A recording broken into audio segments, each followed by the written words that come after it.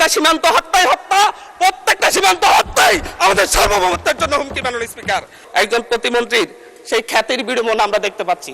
উনি কিছুই জানেন না, কিন্তু 10-12টা শিক্ষা প্রতিষ্ঠানের নাম ওনার পরিবারের নামে হয়ে যায়, রাস্তাঘাটের নাম হয়ে যায়, এবং এমনকি ইউনিয়নের নাম পর্যন্ত হয়ে যায়। এবং ফ্যাসিবাদী স্বরাষ্ট্রমন্ত্রী যেভাবে বক্তব্য দিতেন, আমাদের স্বরাষ্ট্রমন্ত্রী সে একইভাবে বক্তব্য দিচ্ছেন। আজকে যে 2026-27 বাজেট, অর্থ বছরের বাজেট, এটা বলতে গেলে হচ্ছে বর্তমান নতুন বিএনপি দলীয় সরকারের একটা আকাঙ্ক্ষার দলিল, কিন্তু বাংলাদেশের বাস্তব পরিকল্পনার কোনো দলিল নয়।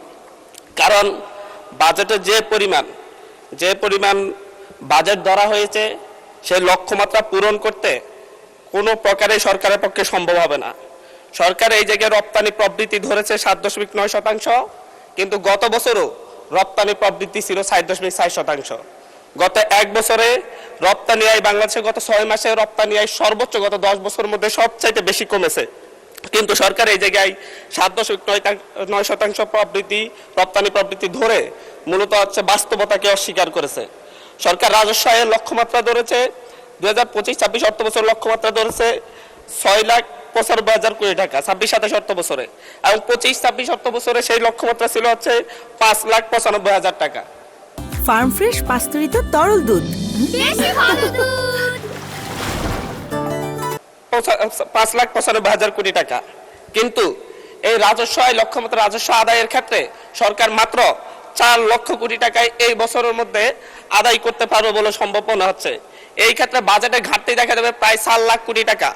এই বাজেট ঘাটতি পূরণের জন্য সরকার চিন্তা করেছে যে হচ্ছে ব্যাংক খাত থেকে ঋণ নিবে, কিন্তু ব্যাংক খাতের যে করুণ দশা, বাংলাদেশে গত 16 বছরের মধ্যে প্রায়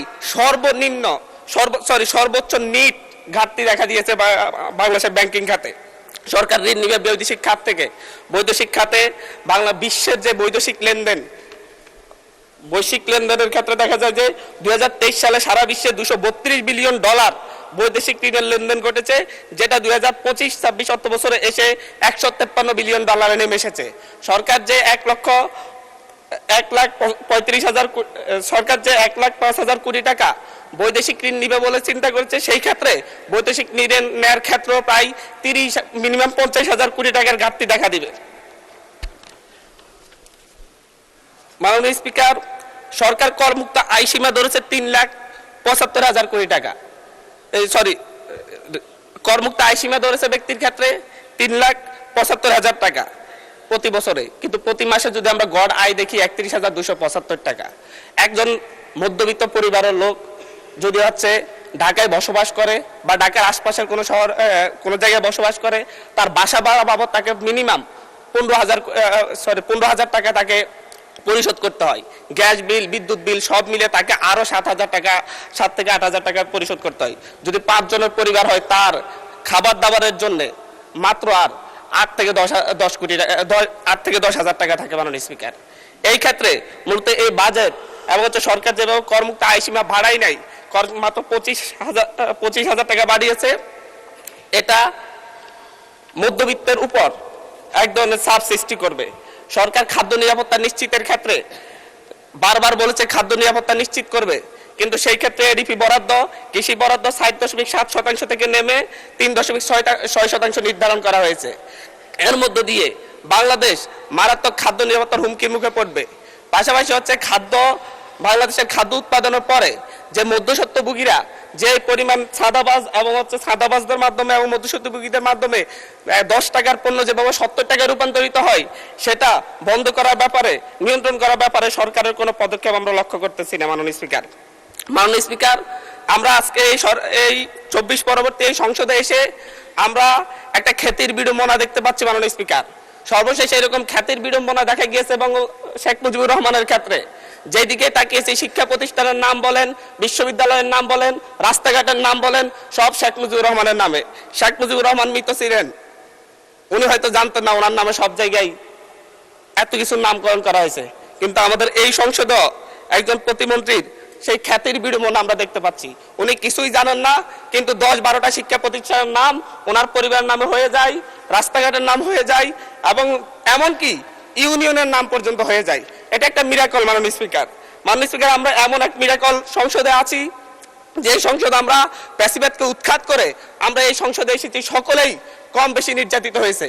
কিন্তু আমরা দেখতে পাচ্ছি যে সীমান্ত হত্যা নিয়ে ভারতের দালালি যেভাবে হচ্ছে, ভারতের দালালি যেভাবে আওয়ামী সরকার করত, ফ্যাসিবাদী সরকার করত, ঠিক একইভাবে আমাদের এই সংসদের বিভিন্ন মন্ত্রীরাও একই ধরনের ভারতীয় ভাষায় কথা বলে। এবং ফ্যাসিবাদী স্বরাষ্ট্রমন্ত্রী যেভাবে বক্তব্য দিতেন, আমাদের স্বরাষ্ট্রমন্ত্রী সে একইভাবে বক্তব্য দিচ্ছেন যে মাননীয় স্পিকার, সকল সীমান্ত হত্যাকে সীমান্ত হত্যা বলা যাবে না। আমরা বলছি প্রত্যেকটা সীমান্ত হত্যাই হত্যা, প্রত্যেকটা সীমান্ত হত্যাই আমাদের সার্বভৌমত্বের জন্য হুমকি। মাননীয় স্পিকার, বাংলাদেশে আমরা 2024-এ পরবর্তী এতদিন আমরা মব কালচারের কথা বলেছে যে হচ্ছে ডক্টর ইউনূস সরকারের সময় মব কালচার অনেক বৃদ্ধি পেয়েছে, কিন্তু আমরা দেখতে পাচ্ছি বাংলাদেশ ব্যাংকে মব সৃষ্টি করে গভর্নরকে বের করে দেওয়া হচ্ছে। আমরা দেখতে পাচ্ছি বাসসে মব সৃষ্টি করে বাসসের এমডিকে বের করে দেওয়া হয়েছে। কেন? সরকার ক্ষমতায় আছে, সরকার কেন মব সৃষ্টি করে বের করতে হবে? সরকার তো তাদেরকে প্রত্যাহার করে নিলেই বা চাকরি চুক্তিভিত্তিক চাকরি নিয়োগ বাতিল করলে হয়ে যায়। এই ক্ষেত্রে সরকার মবের আশ্রয় নিয়েছে। গত 4 মাসে 17 জন শিশুকে ধর্ষণের পর হত্যা করা হয়েছে, 118 জন শিশুকে ধর্ষণ করা হয়েছে। কিন্তু আমরা দেখছি যে এবং সারা বাংলাদেশে এই ধর্ষণের সংখ্যা প্রায় 5 শতাধিক এবং সারা বাংলাদেশে 6 শতাধিক খুনের ঘটনা ঘটেছে। আমরা স্বরাষ্ট্রমন্ত্রীকে এখানে প্রেমজনিত একটা শিবির নেতার ব্যাপারে আমরা এখানে বিবৃতি দিতে দেখেছি, কিন্তু মাননীয় স্পিকার, আমরা ওনার নিজ আসনে ডাকাতির পরে মা মেয়েকে যে দর্শনের ঘটনা করছে সেটার বিবৃতি আমরা এই সংসদে দেখি না। মাননীয় স্পিকার, বাংলাদেশের ন্যায় বিচার সুবিচারের কথা বললে সেটা যদি হচ্ছে একপাক্ষিক হয়ে যায়, দলীয় হয়ে যায়, তারও বড় সমস্যা। আমি এই সংসদে বলেছিলাম আমার এলাকায় অভিযোগ উঠেছে সাপলাগলিতে ভোট দেওয়ার কারণে বিএনপির লোকজন একজন নারীকে দর্শন করেছে। আজ পর্যন্ত এটার কোনো সরকারি তদন্ত রিপোর্ট নাই। এই ব্যাপারে আমাদের স্বরাষ্ট্রমন্ত্রী এখানে দাঁড়িয়ে কোনো ব্যাখ্যা দিবেন কিনা মাননীয় স্পিকার আমি জানি না। মাননীয় স্পিকার, আমাদের এই একটা বাজেটের ঠিক পূর্ব বাজেট ঘোষণার পর দিনই বাংলাদেশে নিত্য পণ্যের দাম বৃদ্ধি হয়ে গেছে। চালের কেজি বেড়ে গেছে 7 টাকা, আমাদের তেলের লিটারে বেড়েছে 5 টাকা। কিন্তু হচ্ছে আমরা সরকার বলছে জনগণের আস্থা ফিরে এসেছে। কিন্তু মাননীয় স্পিকার, আমাকে আরো 3 মিনিট সময় বাড়িয়ে দিবেন, আমি এই কথাগুলো বলতে চাচ্ছি জনগণের হয়ে। মাননীয় সদস্য, সম্মানিত বিরোধী দলীয় চিফ হুইপ 7 মিনিট দিয়েছেন আপনাকে সময়, তারপরেও আমার ডিসক্রিপশনে আরো 1 মিনিট বাড়ানো হলো। ধন্যবাদ। মাননীয় স্পিকার, সরকারের এই বাজেটের উপর যে জনগণের আস্থা নেই, ব্যবসায়ীদের আস্থা নেই, তার প্রমাণ বাজেটে খাদ্যপণ্যের দাম কমানোর একদিন ঠিক অব্যাহতি পরেই চালের দাম, ডাইলের দাম বাজারে, খুচরা বাজারে বেড়ে যাওয়া। মাননীয় স্পিকার, আমাদের মাননীয় প্রধানমন্ত্রী আজকে এখানে নেই।